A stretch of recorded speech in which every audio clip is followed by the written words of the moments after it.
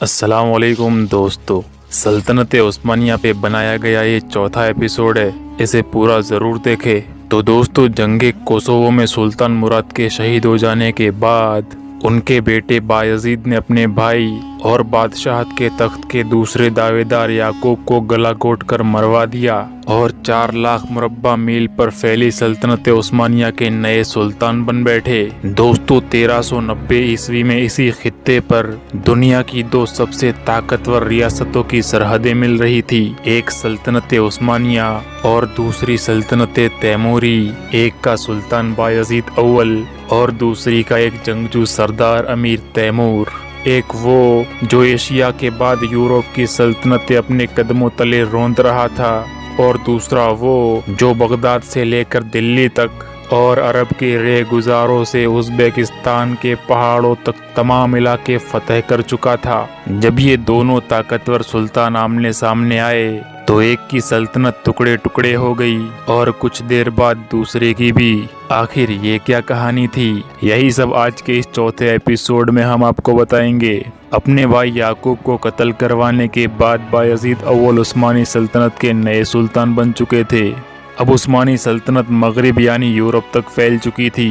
इतनी बड़ी सल्तनत को संभालने और मुनज़्ज़म करने के लिए सुल्तान बायजीद को वक्त चाहिए था, तो उन्होंने यूरोप में एक अहम काम अंजाम दिया। वो ये कि यूरोप की सबसे बड़ी और करीबी सल्तनत सर्बिया, जिसे तुर्कों ने एक तारीखी जंग में शिकस्त दी थी, उसी के शहंशाह की बेटी से शादी करके रिश्तेदारी और अमन कायम कर लिया। अब मशरिक में यानी पूरब की तरफ जिस सल्तनत से उन्हें सबसे ज्यादा खतरा था, वो थी तुर्कों ही की एक दूसरी मुस्लिम रियासत, जिसका नाम था सल्तनत किरमानिया। और ये किरमानिया सल्तनत को मिस्र और मक्का मदीना पर हुकूमत करने वाली ममलूक सल्तनत की भी हिमायत और मदद हासिल थी। तो उस्मानी सुल्तान बायजीद ने किरमानिया सल्तनत के अमीर अलाउद्दीन बे से अपनी बहन की शादी कर दी। अब सुल्तान बायजीद ने शादियों के रिश्ते जोड़कर यूरोप में तो अमन कायम कर लिया, लेकिन किरमानियों से शादी का बंधन भी किरमानियों को एक अतात गुजार और वफादार रियासत ना बना सका।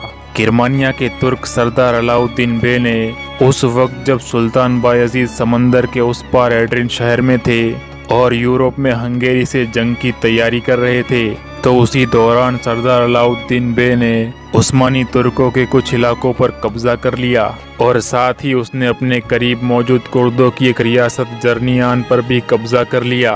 जिसके बाद उस्मानी सुल्तान बायजीद किरमानिया के तुर्क सरदार अलाउद्दीन बे के सामने फौज लेकर मैदान में आ गए और उन्होंने अलाउद्दीन बे को इबरतनाक तरीके से हरा दिया। हो सकता था कि इस लड़ाई में अलाउद्दीन बे ही मारा जाता, लेकिन वो अपनी बीवी यानी सुल्तान बायजीद की बहन की मदद से फरार हो गया। लेकिन अलाउद्दीन बे के दोनों बेटे मोहम्मद और अली को उस्मानी तुर्कों ने गिरफ्तार कर लिया। ऐसी ही होने वाली जंगों की वजह से करीब था कि किरमानिया की रियासत सिरे से ही खत्म हो जाती, लेकिन इसी दौरान आज के उज़्बेकिस्तान से एक बड़ा तूफान उठा और खुद उस्मानी सल्तनत ही खतरे में पड़ गई। इस तूफान का नाम था तैमूर लंग। दोस्तों, अमीर तैमूर एक जंगजू सरदार थे। उन्होंने अपनी जंगी महारत के बलबूते पर समरकंद पर कब्जा कर लिया था और फिर समरकंद को अपना फौजी हेडक्वार्टर बनाकर उन्होंने अपनी सल्तनत को आज के दौर के Uzbekistan, Pakistan, Hindustan, Afghanistan, Iraq, Azerbaijan, रूस, मुल्क शाम और तुर्की की सरहद तक फैला दिया था। अमीर तैमूर लंग 40 से ज्यादा छोटी बड़ी रियासतों को फतह कर चुके थे और इनके पूरे इलाके कब्जे में ले चुके थे। तैमूरी सल्तनत एक ताकतवर सल्तनत बन चुकी थी, जिसके हुक्मरान अपनी जंगी काबिलियत तो साबित कर ही चुके थे और साथ में अपनी शफ़ाकियत भी। जी हाँ दोस्तों, खौफ अमीर तैमूर का सबसे बड़ा हथियार था। वो जिस भी शहर में दाखिल होते, बेधड़क हजारों लाखों गैर मुसल्ला और बेगुनाह मासूम शहरियों को मौत के घाट उतार देते। पूरे के पूरे शहर जला डालते और तो बच्चों और बूढ़ों समेत गिरोह के गिरोह जलती हुई आग में झोंक देते, जमीन में गाड़ देते या उनकी गर्दनें कटवा देते, उनकी खोपड़ियों से मीनार बनाते, उनके जिस्मों की चर्बी से लाशों को आग लगाते और कई कई दिनों तक उन्हें जलने के लिए छोड़ देते। फिर अपने बेइंतहा जुल्म की खबरों को फैलने देते ताकि उनके खौफ की धाक दुश्मनों पर बैठ जाए। खौफ तो उनका था ही सबसे बड़ा हथियार। वो चाहते थे कि उनके दुश्मन उनसे लड़ने के बजाय हथियार डालना ज्यादा बेहतर समझे। सन 1399 में इसी तैमूरी सल्तनत की सरहदें सल्तनत उस्मानिया को छूने लगी थी। उस्मानी और तैमूरी दोनों सुल्तान साफ साफ देख रहे थे कि आज नहीं तो कल दोनों का टकराव होकर ही रहेगा, क्योंकि दोनों हुक्मरानों में अकड़ और गुरूर बहुत ही ज्यादा और कूट कूट के भरा हुआ था। और इसका इजहार उन खतूत में भी होता है जो दोनों ने एक दूसरे को लिखे थे। ये खतूत आखिर क्यों लिखने पड़े? दरअसल हुआ यूं कि अमीर तैमूर मुसलमान इलाकों पर हमले और कब्जे कर रहे थे, और इसी दौरान उन्होंने बगदाद की ईंट से ईंट बजा दी, हजारों लोगों को कत्ल कर डाला और पूरे इराक पर कब्जा कर लिया। इन्हीं हमलों के दौरान एक बगदादी शहजादा जिसका नाम प्रिंस ताहिर था, ये शहजादा ताहिर अमीर तैमूर से बचने और पनाह लेने के लिए सल्तनत उस्मानिया के पास जा पहुंचा, और उस शहजादे को पनाह मिल भी गई।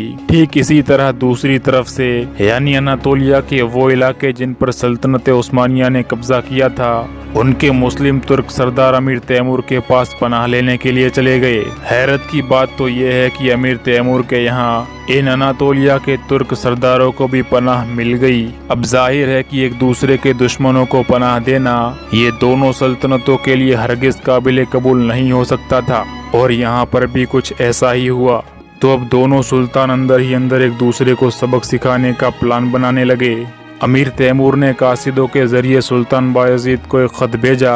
उस खत में लिखा था कि तुमने जो इलाके काफिरों से छीने हैं उन्हें तुम अपने पास रखो, लेकिन इन सब के अलावा जो इलाके हैं वो फौरन उनके असल सरदारों को वापस कर दो, वरना मैं खुदा का कहर बनकर तुमसे बदला लूंगा।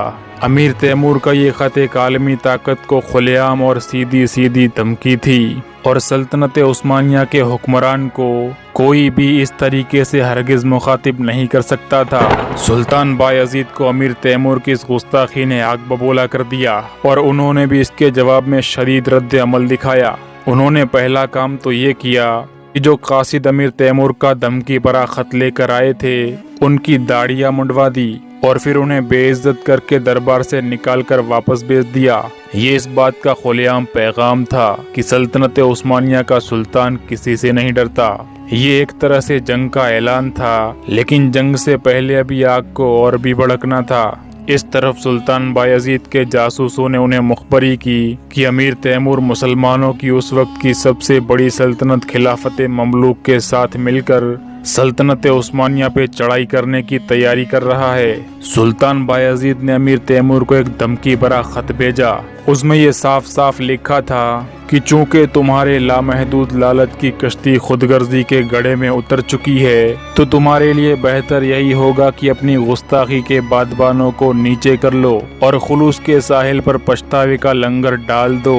तुम्हारे लिए सलामती का साहिल भी यही है, वरना हमारे इंतकाम के तूफान से तुम सजा के उस समंदर में गर्क हो जाओगे जिसके तुम मुस्तहिक हो।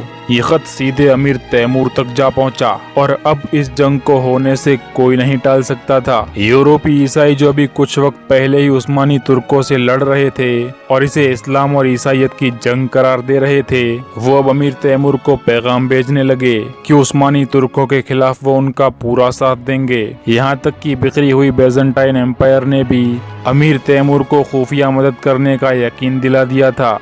यानी एक तरफ तैमूरी सल्तनत, बेजेंटाइन और यूरोपीय ईसाई ताकतें, और दूसरी तरफ अकेली सल्तनत उस्मानिया थी जो बड़ी मुसीबतों के सन्नाटे में डूबी हुई थी। मगर इस सन्नाटे में भी बज़ाहिर जंग के नगाड़े सुनाई देने लगे थे। अब तैमूरी फौज ने सल्तनत उस्मानिया के खिलाफ हरकत शुरू कर दी, और सन 1401 में सल्तनत उस्मानिया के एक तुर्क हिस्से सिवाज का मुहासरा कर लिया और उस पर कब्जा कर लिया। उसके पीछे अमीर तैमूर ने बहाना ये बताया कि सिवाज का ये इलाका मुसलमानों के कब्जे में था, और उस्मानी सुल्तान बायजीद ने इस इलाके पर गाजिबाना यानी गलत तरीके से कब्जा किया हुआ है। लेकिन सिवास का ये किला एक मजबूत किला था और लंबे वक्त तक जंगी मुहासरा झेल सकता था। सुल्तान बायजीद तक जब ये खबर पहुंची तो उन्होंने अपने बेटे अर्तुगरुल को इस किले की हिफाजत के लिए भेजा। जाहिर है ये किला फतेह होना बहुत ही मुश्किल था, क्योंकि इसकी दीवारें बहुत ज्यादा मजबूत थी। लेकिन अमीर तैमूर ने एक बड़ी ही जबरदस्त चाल चली और किले की बुनियादें खुदवा डाली। यानी किले की दीवारों को नीचे से खुदवाना शुरू कर दिया, जिसकी वजह से किले की दीवारें गिर गई और सिवान शहर पर अमीर तैमूर का कब्जा हो गया। फिर अमीर तैमूर ने गिरफ्तार उस्मानी तुर्कों और शहरियों से इंतकाम लिया और अपना खौफ और दबदबा चारों ओर फैला दिया। उन्होंने 4000 कैदियों को किले की बुनियादों में जिंदा गाड़कर ऊपर से मिट्टी डालकर उन्हें जिंदा ही दफन करवा दिया। सुल्तान बायजीद के बेटे अर्तुगरुल को और दूसरे सरदारों को भी अमीर तैमूर ने कत्ल कर दिया। उस्मानी सुल्तान बायजीद तक सिवान शहर की हार और बेटे अर्तुगरुल की मौत की खबर पहुंची तो अब ये बात जाहिर हो चुकी थी कि दुनिया के इन दो बड़े बड़े तूफानों के टकराने का वक्त आ चुका था। अमीर तैमूर ने जब ये हरकतें की, उस वक्त सुल्तान बायजीद ईसाइयों के शहर कॉन्स्टेंटिनोपल का मुहासरा कर रहे थे, लेकिन अमीर तैमूर की कामयाबियां और सल्तनत उस्मानिया के इलाकों का छिन जाना और ख़ास तौर पर अपने बेटे अर्तुगरुल का मारा जाना, ये सुल्तान बायजीद के लिए हरगिज़ काबिल बर्दाश्त नहीं था। सन 1402 ईस्वी के मौसम गर्मा में सुल्तान बायजीद 90,000 के लगभग फौज लेकर अमीर तैमूर के मुकाबले के लिए निकल पड़े। उन्होंने अंकारा के करीब ऐसी जगह पर कैंप लगाया जहां अमीर तैमूर के लिए उन पर हमला करना आसान नहीं था। जब अमीर तैमूर अपनी फौज के साथ वहां पहुंचे तो उन्हें इस बात का अंदाजा हो गया कि इस जगह सुल्तान बायजीद को शिकस्त देना नामुमकिन है। सो अमीर तैमूर ने एक खतरनाक चाल चली और फौज के साथ पीछे हट गए तो सुल्तान बायजीद भी उनके ताक़ुब में उनके पीछे चल पड़े और अपनी महफूज जगह से दूर चले गए। अमीर तैमूर पीछे हट गए और मशरिक में अपनी बॉर्डर के करीब जाकर ठहर गए, लेकिन यहाँ भी उन्हें अपनी पसंद का मैदान नहीं मिल सका, बल्कि सुल्तान बायजीद ने उन्हें एक ऐसे जंगल के किनारे लाकर खड़ा कर दिया जो जंगी एतबार से उस्मानी तुर्कों ही को फायदा पहुंचाने वाला था। अमीर तैमूर किसी भी सूरत सुल्तान बायजीद को उनकी मर्जी का मैदान नहीं देना चाहते थे।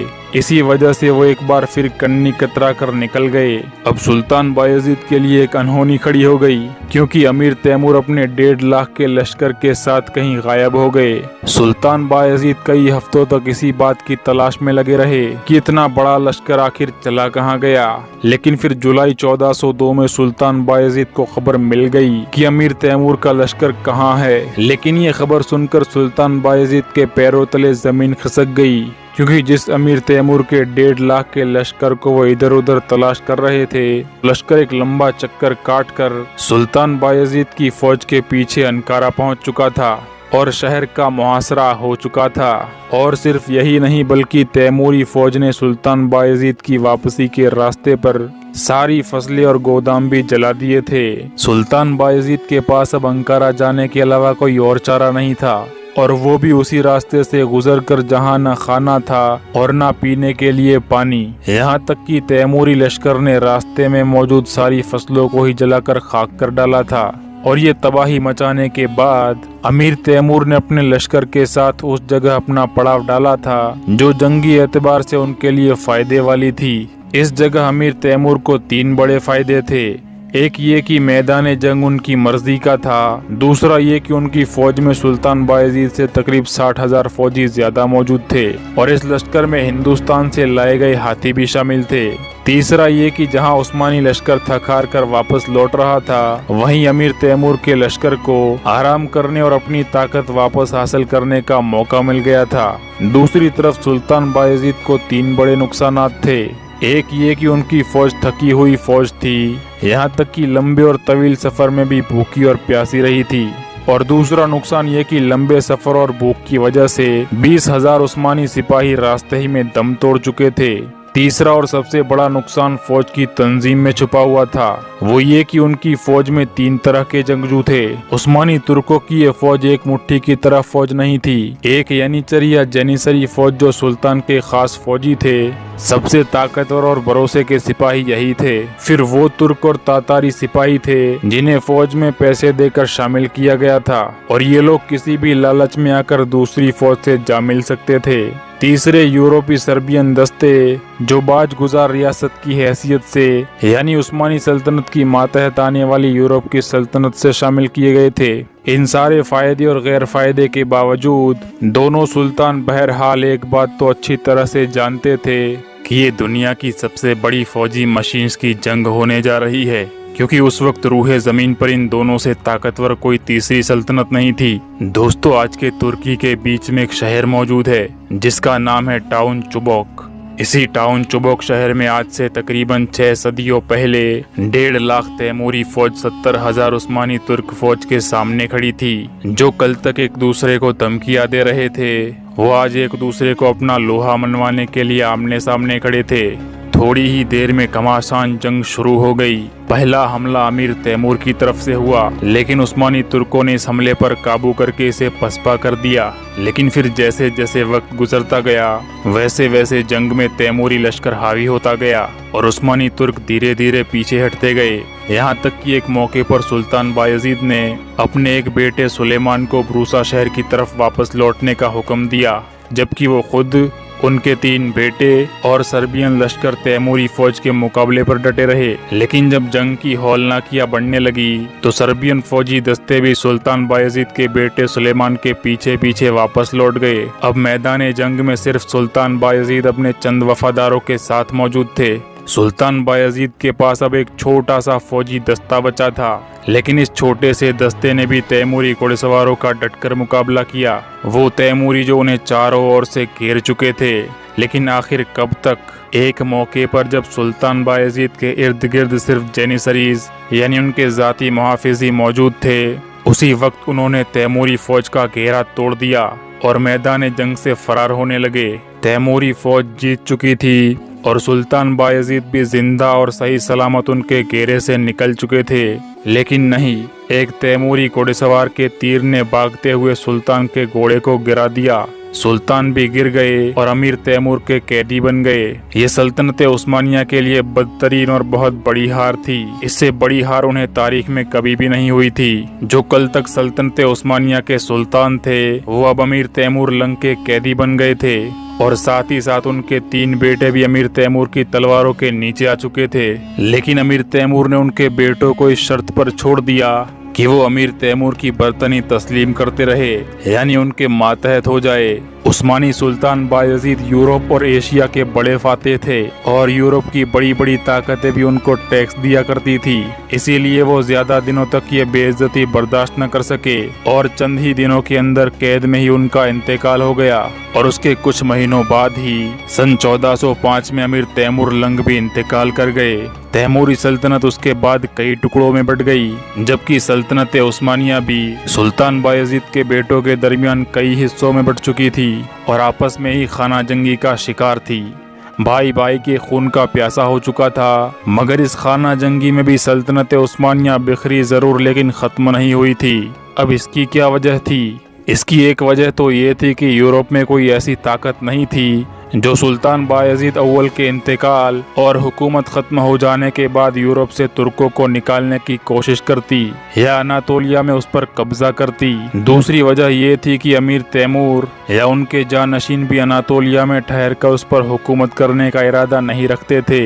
इसीलिए उस्मानी सल्तनत को अमीर तैमूर या उसके जानशीनों ने भी अपने कब्जे में नहीं लिया। तो बहरहाल सुल्तान बायजीद के 4 बेटे मोहम्मद अव्वल, सुलेमान, ईसा और मूसा के दरमियान लगभग 11 बरस तक यानी 1402 से 1413 तक खून रेस जंगें होती रही।